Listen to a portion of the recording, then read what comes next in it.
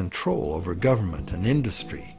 And thirdly, due to the inevitable defaults and foreclosures, the banks gain legal title to a lot of real property the world over.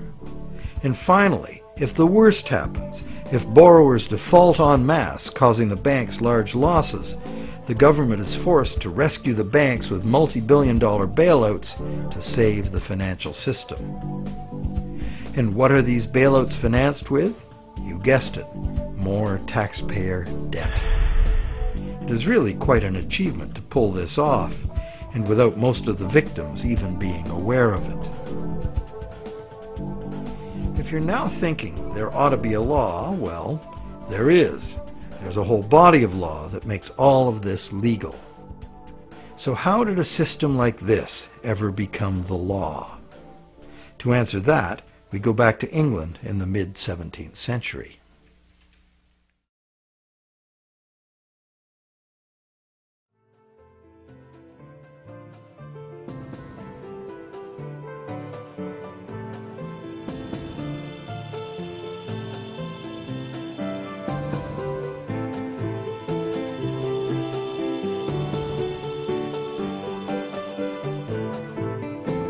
With the development of better ships and the new explorations they allowed, trade was expanding rapidly.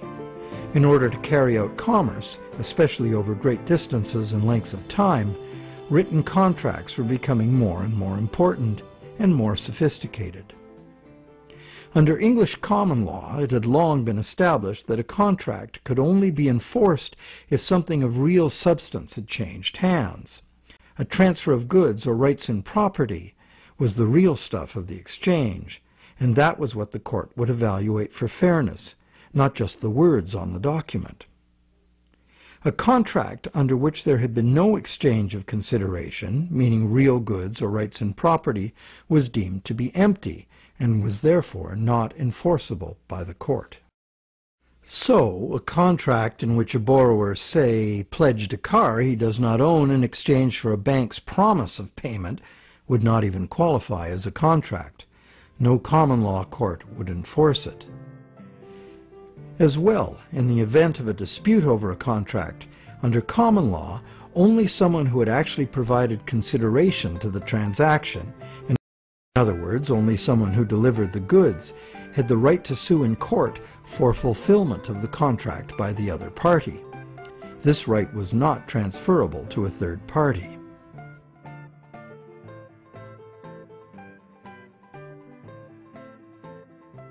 When early traders went off personally on expeditions with trade goods, they bought those goods at home with their local currency and would sell them for foreign currency in the distant destination. They would then buy foreign goods with the foreign money, bring those goods home, and sell them for their local currency. Pretty simple. But as trade became more sophisticated, traders became more inclined to stay home and just hire ships to carry out deliveries. This gave traders the freedom to import cargoes of foreign goods from different sources than the destination to which their home goods had been exported. Thus, a problem was created.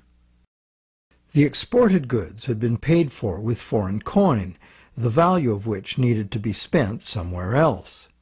Moving money as coins entailed a high risk of theft, as well as the near certainty of partial loss by currency conversion in a different land. This problem of payments from a distance was overcome by the use of bills of exchange. A bill of exchange was a signed order from the payer to an addressee demanding that the addressee pay a certain specified sum of money to the person identified as the payee. These were secured by signature, and they could not be acted upon in court by anyone other than the original parties. Thus they were of no use to a thief or any other third party. You probably recognize that these were the precursors of checks. I, the payer, instruct the bank, the addressee, to pay the payee, a person named on the check, a certain sum of money. This was all well and good for transactions among parties who were known to each other. The bill of exchange was used merely as a way to order payment in coin at a distant location. But merchants soon wanted more flexibility. They wanted to be able to use bills of exchange to reconcile payments amongst many merchants in many locations, using bills of exchange like money itself. For this to work, bills of exchange had to be assignable to and enforceable by third parties. As we shall see, this was the moment in legal history that gave sanction to the banking system we have today. A third party, who might have honestly purchased a bill of exchange several steps removed from the original exchange, could not be expected, nor would he have the right, to show up in a common law court and defend the validity of the contract and collect on it. This made third-party bills of exchange an unacceptable risk. So, in order to be able to use bills of exchange as a convenient and guaranteed third-party payment system, essentially equivalent to money, the common law practice had to be set aside regarding bills of exchange. In England, by a series of legal decisions from 1664 to 1699, this problem for commerce was remedied by making bills of exchange enforceable by third parties. If a third party had purchased a bill for valuable consideration and in good faith, having no apparent reason to suspect fraud or some deficiency in the right of the seller to sell it, then the bill automatically became good and enforceable by the court against the signer. What did this change mean? It meant, essentially, that any bill of exchange would be considered legitimate once it was sold. Bills of exchange and all other subsequent types of signed promises to pay, with the notable exception of checks, became transferable and enforceable in court, just what the merchants wanted. Now debt contracts could be sold like things, and transacting business would be a whole lot easier. Not only that, it opened up a whole new market for profit seekers, trading in bills of exchange themselves. The marketing of debt was born.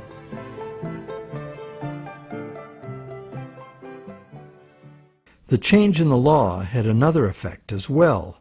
It made it possible to trick or even force a person into signing a legally binding promise to pay, and then, if that promise were purchased by a third party for real consideration and in good faith, it would be enforceable against the signer in court.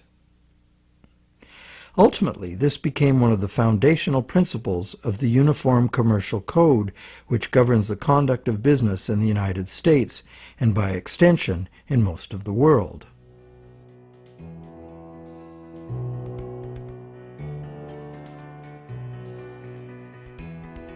Think about it.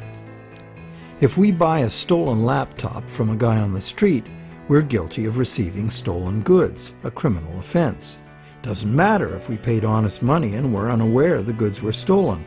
The court will restore the goods to the rightful owner. We, as purchasers, innocent or not, lose our money and may even be charged with a crime. But if we buy a loan contract from a banker and give him real value for it in good faith, it doesn't matter that the loan contract may have come into existence under false pretenses. Whoever signed it is required by commercial contract law to pay up, and the courts will enforce the obligation. Today, debt contracts come in a myriad of forms, including and especially loans and mortgages. It's significant to note that just as these common law restrictions were being removed, the brand new Bank of England was being established. The first bank state authorized to create money out of thin air. The new laws fit in perfectly, making the new bank's empty contracts enforceable against the so-called borrower.